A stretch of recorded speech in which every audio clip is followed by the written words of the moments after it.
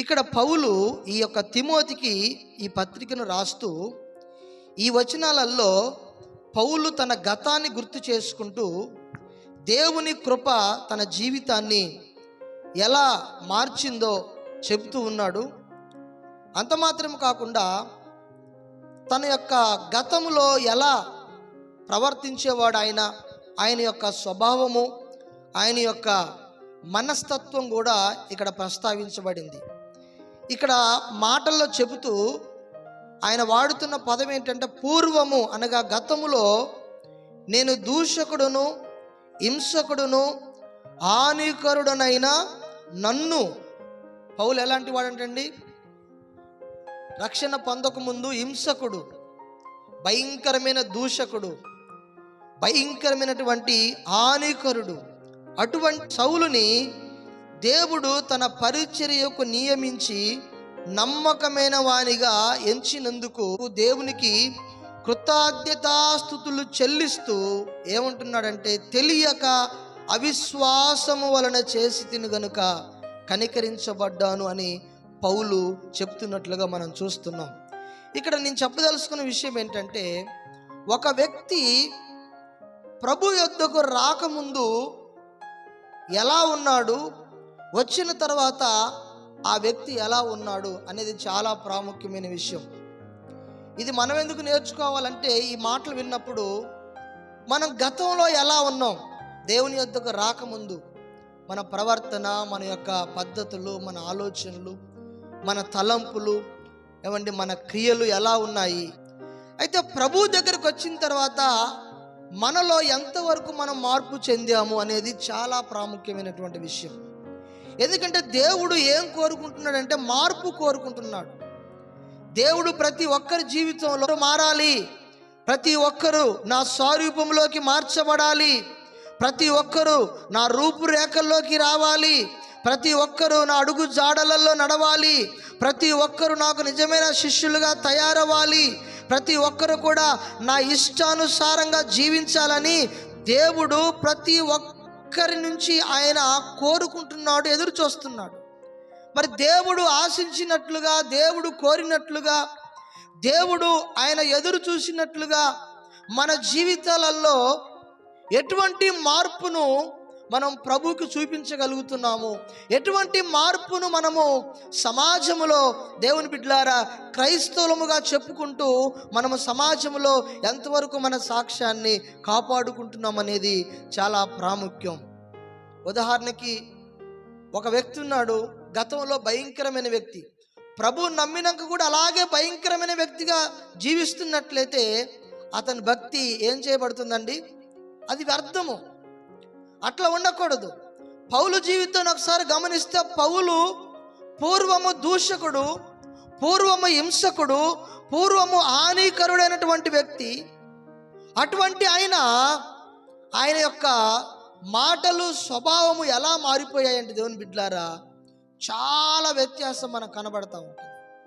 పౌలు పూర్వం ఎలాంటి వాడో కొన్ని విషయాలు మనం జ్ఞాపకం చేసుకుందాం. పూర్వము హింసకుడు, దూషకుడు అనే మాటలు వాడాడు కదా. అసలు పూర్వము ఆయన ప్రవర్తన అసలు ఏం చేసేవాడు, ఆయన ఎలా ఉన్నాడనేది మనం చూద్దాం. ఒక మాట చదువుదాం. అపోస్తల కార్యములు 7వ అధ్యాయము 60వ వచనం. సౌలు అతని చావునకు సమ్మతించెను. పౌలు ఎంత హానికరుడో, పూర్వము పౌలు ఎంత హింసకుడో, దూషకుడో ఈ వాక్యాన్ని బట్టి మనం అర్థం చేసుకోవచ్చు. ఇక్కడ స్తెఫను దేవుని సువార్తను ప్రకటిస్తున్నప్పుడు శాస్త్రులు, పరిసయ్యులు, ప్రధాన యాజకులు అతన్ని పట్టుకొని ఇతని మీద కోపపడి పళ్ళు కొరికి రౌద్రులైపోయి రాళ్లతో కొడుతూ ఉన్నారు. రాళ్లతో కొడుతూ ఉంటే ఈ యొక్క స్తెఫను మోకాళ్ళేసి, ప్రభు ఈ పాపము వారి మీద మోపొద్దు, వీరిని క్షమించని ప్రార్థన చేసి తన ప్రాణాన్ని విడిచాడు. అక్కడ ఎవరున్నారంటే సౌలు ఉన్నాడు. హానికరుడైన వ్యక్తి ఆ యొక్క స్తెఫను చావు దగ్గర ఉన్నాడు. సౌలు అతని చావుకు సమ్మతించును. ఒక రకంగా చెప్పాలంటే సౌలు దేవుని పని చేసేవారు, సువార్తను ప్రకటించేవారు చనిపోతే వారి చావు చూసి సమ్మతించాడు. అమ్మయ్యా, పీడ విరగడైంది. ఏమైందండి? పీడ విరగడైంది. అసలు వీడు పోయాడు, దరిద్రం పోయింది. ఇక సువార్తను ప్రకటించేవాడే లేడు. అసలు వీడు వెళ్ళిపోవటమే మాకు సంతోషం, వీడు చచ్చిపోవటమే మాకు సంతోషం, అసలు వీడు క్రీస్తుని గురించిన సువార్త ప్రకటించకపోవటమే సంతోషం అని సమ్మతించాడు సౌలు. ఆ యొక్క స్తెఫను రాళ్లతో కొట్టబడి రక్తము కారుతూ గాయాలవుతూ కొన ప్రాణముతో ఉండి, ప్రభువా ఈ యొక్క పాపమును వీరి మీద మోపకమని గొప్ప శబ్దముతో పలికెను. ఈ మాట పలికి నిద్రించాడంట. చనిపోయాడు. ఎప్పుడైతే స్తెఫను చనిపోయాడో సౌలు అతని చావునకు సమ్మతించాడు. అంత ఘోరమైన వ్యక్తి, అంత కిరాతకమైన వ్యక్తి. అంటే సౌలుకి క్రీస్తుని గురించిన సువార్త ప్రకటించేవారంటే నచ్చదు. సౌలుకి క్రీస్తుని గురించినటువంటి మాటలు చెప్పేవారంటే నచ్చదు. ఇటువంటి సౌలు ప్రభు పేరట ఉన్నవారిని, ప్రభు సువార్త ప్రకటిస్తున్న వారు చనిపోతే వారి చావుకు సమ్మతించినటువంటి వ్యక్తి. ఇంకా చూడండి, 9వ అధ్యాయంలో మొదటి వచనంలో మనం చదివితే, సౌలు ఇంకను ప్రభు యొక్క శిష్యులను బెదిరించుటయును హత్య చేయుటయును. ఏం చేస్తున్నాడు సౌలు? హత్య చేయుటకు తనకు ప్రాణాధారమైనట్టు ప్రధాన యాజకుల యొద్దకు వెళ్ళాడు. ప్రభు యొక్క శిష్యులను బెదిరించుటకు, హత్య చేయుటకు.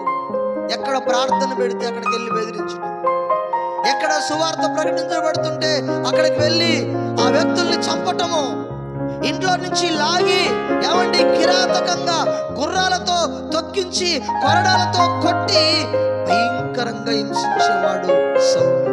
అంత ఘోరమైన వ్యక్తి. ఎవరండి? హింసకుడు, దూషకుడు, హానికరుడైన వ్యక్తి. ఇటువంటి వ్యక్తి దేవుని బిడ్డలారా ఒకరోజు ప్రధాన యాజకుల చేత తాకీదులు పొంది పర్మిషన్ తీసుకొని దమస్కులో ఉన్నటువంటి సంఘాన్ని, క్రైస్తవులను హింసించాలని, వాళ్ళను చంపాలని, అక్కడ ప్రార్థన జరగకుండా చేయాలని, అక్కడ సువార్త ప్రకటించేవారే ఉండకూడదని ఇతను కంకణం కట్టుకొని బయలుదేరాడు సైనికుడు. కొంత దూరం వెళ్ళిన తర్వాత దమస్కు గేటు దగ్గరికి వెళ్ళిన తర్వాత మీరు చదివితే దేవుని బిడ్డలారా, ఈ 3వ వచనం, అతడు ప్రయాణము చేయుచు దమస్కు దగ్గరకు వచ్చినప్పుడు అకస్మాత్తుగా ఆకాశం నుండి ఒక వెలుగు అతను చుట్టూ ప్రకాశించెను. అప్పుడు అతడు నేల మీద పడి, సౌలా సౌలా, నీవేళ నన్ను హింసించుచున్నావని తనతో ఒక స్వరము పలుకుట వినెను. ప్రభువా, చూడండి ఇతని లాంగ్వేజ్ ఎలా ఉంది, ఎంత రఫ్ క్యాండిడేట్ చూడండి. దేవుడు మాట్లాడుతున్నాడు దర్శనంలో. దేవుడు దమస్కు గేటు దగ్గర దర్శించి ఒక గొప్ప వెలుగు సౌలును తాకింది. ఆ గుర్రం మీద ఆవేశంతో, కోపంతో, రౌద్రముతో క్రీస్తు సువార్తను నాశనం చేయాలి, అక్కడున్న సేవకులను చంపేయాలి, అక్కడ సువార్త ఉండకూడదని గొప్ప ఆవేశంతో బయలుదేరినటువంటి సౌలుని మధ్యలో దేవుని వెలుగు దర్శించింది. ఆ వెలుగు ఎప్పుడైతే సౌలు ముఖం మీద పడిందో వెంటనే సౌలు ఆ గుర్రం మీద నుంచి కింద పడిపోయాడు. అప్పుడు ఆ దర్శనంలో నుంచి, ఆ వెలుగులో నుంచి ఒక స్వరం వినపడుతుంది. ఆ స్వరం ఏంటంటే, సౌలా సౌలా, నీవేళ నన్ను హింసించుచున్నావని తనతో ఒక స్వరము పలుకుట వినను. అప్పుడు ఈ సౌలు ఏమంటున్నాడు, ప్రభువా నీవు ఎవడవు? ఎవరిని అంటున్నాడు? ఎవడవని? దేవుణ్ణి పట్టుకొని, అయ్యా నువ్వెవరంటే సరిపోతుంది కదా. అట్లా కాదు, నువ్వెవడు అంటే అంత కళ్ళు పోయి కింద పడినటువంటి ఆ స్థితిలో కూడా అతని యొక్క ప్రవర్తన, అతని యొక్క తీరు, అతని యొక్క ఆ మాట, ఆ సంభాషణ ఏమాత్రం కూడా మారలేదు. ఎవరైనా భయపడతారు. ఒక వెలుగును చూసిన తర్వాత, కళ్ళు పోయిన తర్వాత, కింద పడిన తర్వాత, అయ్యో ఏదో అయింది, ఏదో శక్తి మమ్మల్ని నాశనం చేయడానికి వచ్చిందని భయపడిపోయి ఆ భయంలో ఒక స్వరం పడుతున్నప్పుడు ఎవరైనా భయపడతారు. కానీ సౌలుకు అలాంటి భయం లేదు. చాలా ధైర్యవంతుడు, చాలా ఏమండి కరుడు కట్టినటువంటి హింసకుడు, దూషకుడు, హానికరుడు, ఎవడు అంటున్నాడు. అప్పుడు ప్రభు ఏమంటున్నాడంటే, ఏమంటున్నాడు ఆయన, నువ్వెవడు అని అడుగగా ఆయన, నేను నీవు హింసించుచున్న యేసును. అదేంటండి, సౌలు ఎవరు హింసించాడు? ఎవరు హింసించాడు చెప్పండి? సంఘాన్ని హింసించాడు. సువార్త ప్రకటిస్తున్న వారు రాళ్లతో కొట్టబడి చచ్చిపోతే వాళ్ళ చావును చూసి సమ్మతించాడు. దేవుడు అంటున్నాడు, ఇదిగో నీవు హింసిస్తున్నటువంటి అంటే వాస్తవానికి సౌలు యేసుని హింసించలేదు. ఎవరిని హింసించాడు? సంఘాన్ని హింసించాడు. సంఘం ఎవరిది? క్రీస్తుది. సంఘం ఎవరిది? దేవుంది. సంఘం ఎవరిది? ప్రభువుది. సంఘం కొరకు ఎవరు ప్రాణం పెట్టారు? యేసయ్య ప్రాణం పెట్టాడు. సంఘం కొరకు ఎవరు రక్తాన్ని కార్చారు? యేసయ్య రక్తాన్ని కార్చాడు. సంఘాన్ని ఏమండి, తన సేవకులను, బిడ్డలను యేసయ్య రక్తాన్ని వెలవిచ్చి కొనుక్కున్నాడు. ప్రభు అంటాడు కదా, ఎవడైనను మిమ్మల్ని ముడితే నా కన్నుగుడును. ఈనాడు చాలా మంది ఈ సౌలు లాగా సంఘాన్ని హింసించే వాళ్ళు ఉన్నారు, సేవకులను హింసించే వాళ్ళు ఉన్నారు, పరిచర్యను పాడు చేసే వాళ్ళు ఉన్నారు, సేవను గలిబిలి చేసేవారు ఉన్నారు, పరిచర్యను తారుమారు చేసేవారు లేకపోలేదు. అటు ఏమండి అన్య జనాంగంలో ఉన్నారు, క్రైస్తవ సమాజంలో సంఘాలలో కూడా ఉన్నారు. ఇప్పుడు ఎవరు హింసిస్తున్నట్టు? ఎవరు హింసిస్తున్నట్టు అండి? దేవుణ్ణి హింసిస్తున్నారు. ఒక సేవకుడిని బాధ పెడితే, ఒక సంఘాన్ని చెరిస్తే, ఒక సంఘాన్ని గలిబిలి చేస్తే, ఒక సేవను పాడు చేస్తే, ఒక సేవ జరగకుండా దానికి ఏమండి కంకణం కట్టుకుంటే నువ్వు ఎవరిని హింసిస్తున్నట్టు? నేనెవరిని హింసిస్తున్నంటే యేసుని హింసిస్తున్నవారు. అప్పుడు దేవుని బిడ్డలారా, నీవు హింసిస్తున్న యేసును అని దేవుడు ఎప్పుడైతే చెప్పాడో 6వ వచనంలో, లేచి పట్టణములోనికి వెళ్ళము. ప్రభు మాట్లాడుతున్నాడు స్వరము చేత, లేచి పట్టణములోనికి వెళ్ళము, అక్కడ నీవు ఏమి చేయవలెనో అది నీకు తెలియబడునని చెప్పెను. అతనితో ప్రయాణము చేసిన మనుషులు ఆ స్వరము వినిరి గాని ఎవరిని చూడక మౌనులై నిలవబడిరి.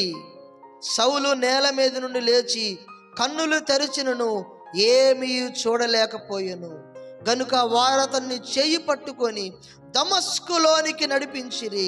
అతడు 3 దినములు చూపు లేక అన్నపానములేమీ పుచ్చుకొనక ఉండెను. కళ్ళు పోయాయి, చూపు లేదు. అతడు కింద పడి లేచి కళ్ళు తెరిస్తే కళ్ళు రావట్లేదు, కళ్ళు పూర్తిగా పోయాయి. తడువులాడుతున్నాడు, నాకేదో అయిపోయింది అనుకుంటున్నాడు. ప్రభు స్వరాన్ని విన్నాడు. ప్రభు అతనికి చెప్పాడు, నువ్వు లేచి పట్టణంలోనికి వెళ్ళుము, అక్కడ నువ్వేమేమి చెయ్యాలో నీకు తెలపబడుద్ది అని చెప్పినప్పుడు అననీయ అనేటువంటి ఒక శిష్యుడు ఉన్నాడు. ఆయన దగ్గరికి ప్రభు దర్శనం ద్వారా మాట్లాడుతున్నాడు. ఇదిగో అననీయ, నువ్వు లేచి తెన్నని వీధి అనబడిన వీధిలోకి వెళ్ళు. అక్కడ యూదావాని గృహములో తరుసుబడిన సౌలున్నాడు. ఇదిగో అతడు నా నామమున ప్రార్థన చేస్తున్నాడు. అతని మీద నువ్వు చేతులుంచి దుష్టు పొందినట్లు ప్రార్థన చేయుట నేను అతనికి బయలుపరిచాను, నువ్వు వెళ్ళుమంటే ఏమంటున్నాడు అననీయ?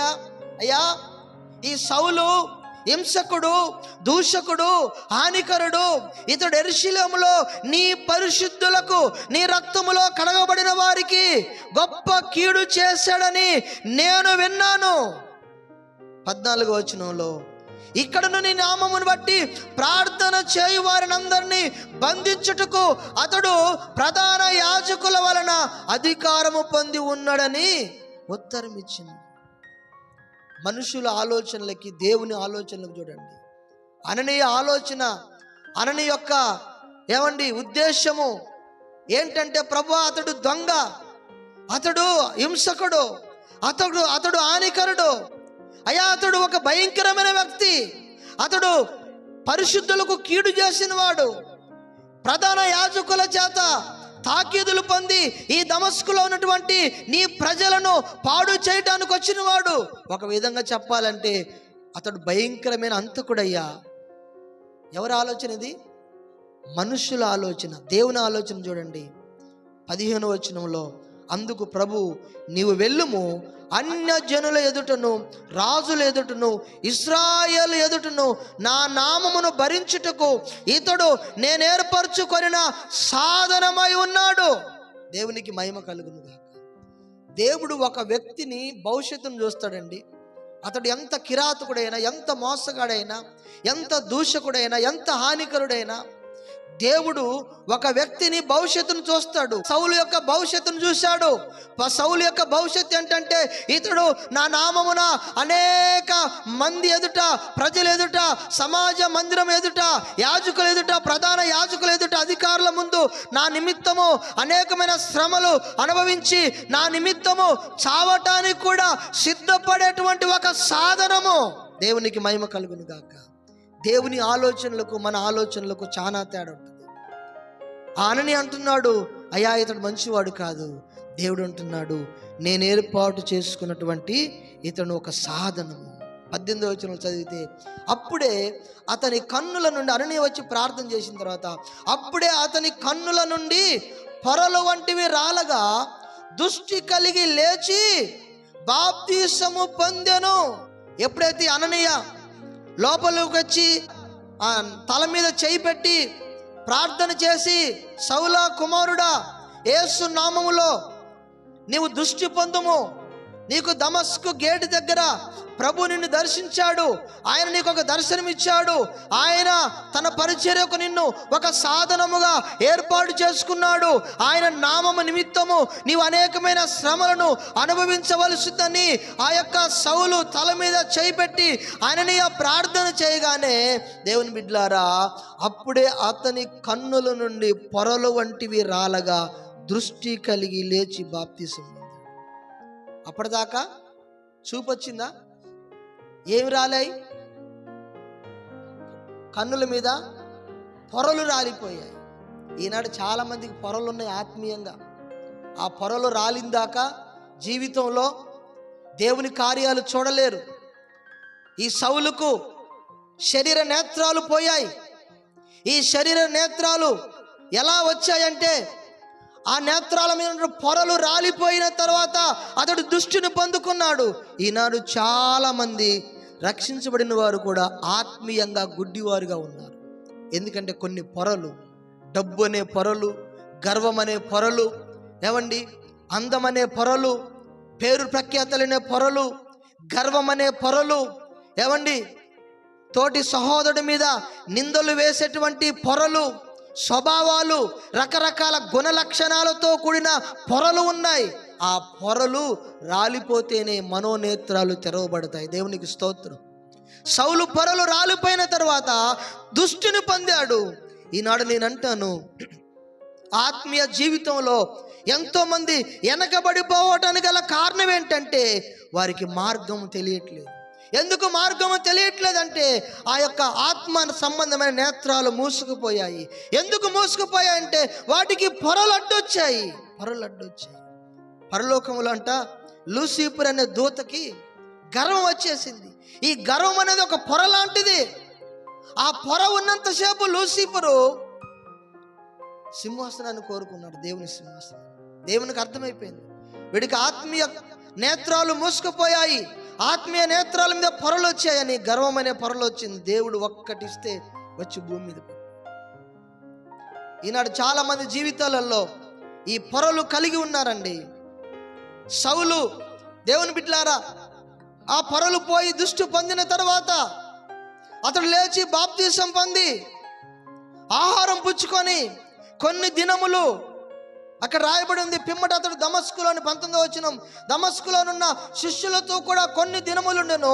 వెంటనే సమాజ మందిరములలో యేసే దేవుని కుమారుడని ఆయన గురించి ప్రకటించు. పౌల్లో సౌల్లో ఎంత మార్పు చూడండి.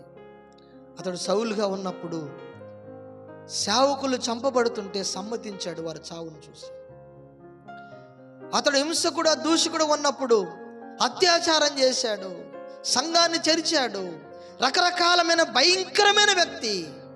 కానీ ఎప్పుడైతే దేవుడు తనకు దర్శనం ఇచ్చి, ఆ దర్శనం ఎప్పుడైతే వెలుగు కలిగిందో, ఎప్పుడైతే తన కన్నుల పొరలు రాలిపోయాయో, సౌలు పౌలుగా మార్చబడిన తర్వాత దేవుని నామము నిమిత్తము అనేకమైనటువంటి శ్రమలను అనుభవించాడు. మళ్ళీ ఎక్కడ సౌలు దూషకుడుగా మారలేదు, మళ్ళీ ఎక్కడ సౌలు హింసకుడుగా మారలేదు.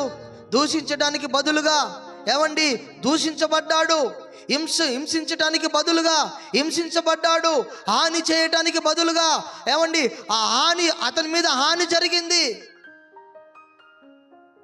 ఇతరులని కొట్టి చంపటానికి బదులుగా అతన్ని కొట్టి చంపటానికి ఎన్నోసార్లు ప్రయత్నాలు జరిగాయి. పౌలుకు ఒక లెక్క, మళ్ళీ తిరిగి వాళ్ళని దూషించలేడా? మళ్ళీ తిరిగి వాళ్ళని కొట్టలేడా? మళ్ళీ తిరిగి వారికి హాని చేయలేడా? చెయ్యలేడని కాదు, చెయ్యగలడు. కానీ పౌలు సౌలు కాదు, పౌలుగా మార్చబడ్డాడు. మరి మనం బాప్తిసం పొందిన తర్వాత మనం మార్పు చెందామా? మనలో మార్పు ఉందా? మార్పును కోరుకుంటున్నామా? సౌలులాగా ఉండకూడదు, పౌలు వలె మార్చబడాలి, పౌలు వలె జీవించాలి. ఈ పౌలు ఒకప్పుడు కొరడాలతో కొట్టేవాడు, అతనే కొరడాలతో కొడుతుంటే తన యొక్క శరీరమును అప్పగించేశాడు. ఒకప్పుడు దూషించాడు, తనను దూషించటానికి అనేక మంది నోళ్లను అప్పగించుకున్నాడు. ఒకప్పుడు హింసకుడుగా ఉన్నాడు, అనేక మంది చేత హింసించబడటానికి తను తాను అప్పగించుకున్నాడు. అంటే మార్పు చూడండి, తేడా. విషయం ఏంటంటే పౌలులాగా మనం మారలేకపోతున్నాం. ఎందుకో తెలుసా? పొరలున్నాయి, ఆ పొరలు పోవాలి. ఆ పొరలు ఉన్నంత కాలం మార్పు రాదు. ఆ పొరలు ఉన్నంత కాలము నీవు మనోనేత్రాలు తెరవబడవు. ఆ పొరలు ఉన్నంత కాలము నీకు ఆత్మీయ స్థితి అనేది అర్థం కాదు. ఈనాడు చాలా మంది రకరకాల పొరలు వారి జీవితంలో కమ్ముకొని మనోనేత్రాలు మూయబడి, మంచోడు కూడా చెడుగానే అవపడుతుండు. మంచోడు కూడా చెడ్డగా అవపడు. ఎప్పుడు అవపడతాడు? మంచోడు కూడా చెడ్డగా పొరలు ఉన్నప్పుడు అవపడతాడు. మంచోడు కూడా నీకు మంచోడుగా అవపడాలంటే ఏం పోవాలి? ఆ పొరలు రాలిపోవాలి. పొరలు రాలిపోవాలి. ప్రేమించేవాడు కూడా ప్రేమ లేనివాడుగా అవపడుతున్నాడు. ఎందుకంటే పొరలు ఉన్నాయి. కాబట్టి మనం దేవుని దగ్గర ప్రార్థన చేసుకోవాలి. ఆత్మీయ జీవితంలో ఎంతగా ఎదుగుతున్నాం, మనం ఎంత మార్పు ఉంది మనలో, ఎంతగా మనము డెవలప్ అవుతున్నాం అనేది చాలా ప్రాముఖ్యం. సౌలు జీవితాన్ని పౌలుగా మారినప్పుడు పరిశీలన చేస్తే పౌలు మాట తీరు మారిపోయింది. అక్కడ ప్రభువుని ఎవడు అన్నాడు? ఆయన్ని దూషించిన వారికి అయ్యలారా, అమ్మలారా అని సంబోధిస్తూ మాట్లాడుతున్నాడు. పౌలు శిలను తీసుకెళ్ళి చెరసాల్లో వేస్తే రక్తం కారునంతగా, శరీరము పగిలిపోయేటట్లుగా, చర్మం అంతా గాయపరచబడేటట్లుగా కొరడాలతో కొట్టి చెరసాలలో వేస్తే ఒక్క మాట కూడా నోరు తెరవకుండా ఆ యొక్క హింసలో, దూషణలో కూడా అర్ధరాత్రి ప్రభువుని గూర్చి పాడుతూ దేవుని స్తుతిస్తూ ఉన్నాడు. నేనంటాను, మన జీవితాలలో మార్పు రావాలి. ప్రభువుని ఎరగక ముందుకు ఎలా ఉన్నాం అన్నది కాదు, ఎరిగిన తర్వాత మనం ఎలా ఉన్నాం. ప్రభువు దగ్గరికి రాకముందు ఎలా ఉన్నాం అనేది కాదు, వచ్చిన తర్వాత ఎలా ఉన్నాం. ప్రభు దగ్గరికి రాకముందు మన యొక్క ప్రవర్తన, మన యొక్క నోటి మాటలు, మన యొక్క ఆలోచనలు ఎలా ఉన్నదని కాదు, మనం ప్రభు దగ్గరకు వచ్చిన తర్వాత మనం ఎలా ఉన్నాము. పౌలు పూర్వం హింసకుడు, దూషకుడు, హానికరుడు. కానీ ప్రభువులో పట్టబడిన తర్వాత అతనిలో అవేవి కూడా కనబడట్లేదు. అవేవి కూడా మనం చూడలేం కూడా. పౌలు ప్రభువును ఎవడు అని సంబోధించినటువంటి పౌలు ఒక దినాన సముద్రంలో ప్రయాణం చేస్తుంటే గొప్ప తుఫాను వచ్చి వాళ్ళకి కొన్ని దినాలు, కొన్ని రోజులు సూర్యుడినైనా చంద్రుడినైనా చూడకుండా కటిక చీకటిలో ప్రయాణం చేస్తూ అందరూ భయపడిపోతూ, అందరూ భయానికి గురైపోయి చచ్చిపోతా ఉన్న భయం వాళ్ళని పట్టుకుంటే వాళ్ళతో అయ్యలారా మీరు లేచి కొంచెం భోజనం తీసుకుని వాళ్ళకి పరిచర్య చేయడం ప్రారంభించాడు. నేనంటాను, మనం మార్పు చెందిన తర్వాత మనలో ఇటువంటి మార్పు కనబడుతుందా? ఇటువంటి మార్పు మనం చూడగలుగుతున్నామా? ఒకసారి మన హృదయాలు పరీక్ష చేసుకుందాం. సౌలు మారిన తర్వాత తన హృదయము ప్రభు కొరకు తన జీవితము ఎంతగా అప్పగించుకున్నాడో మనం చూస్తున్నాం. ఈనాడు బాధాకరమైన విషయం ఏంటంటే సమాజంలో, సంఘములో, క్రైస్తవులు కూడా పర్లేదు, లోకంలో ఎలా ఉన్నారంటే ఎలా ఉన్నారు.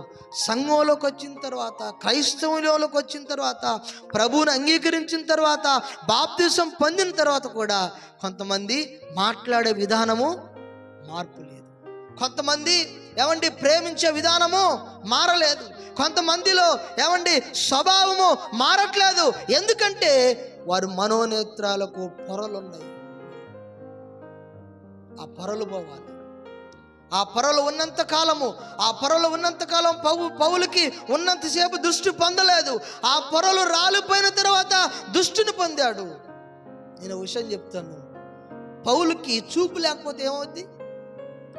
ప్రయాణం చేయలేడు, ఎటు వెళ్ళలేడు. ఆ పొరలు రాలిపోయిన తర్వాత దృష్టి వచ్చింది. అతడు లేచి దేవుని పనిలో కొనసాగాడు. ఆత్మీయ నేత్రాలకు గుడ్డితనం కలిగితే మన జీవితానికి అంధకారం కలుగుద్ది.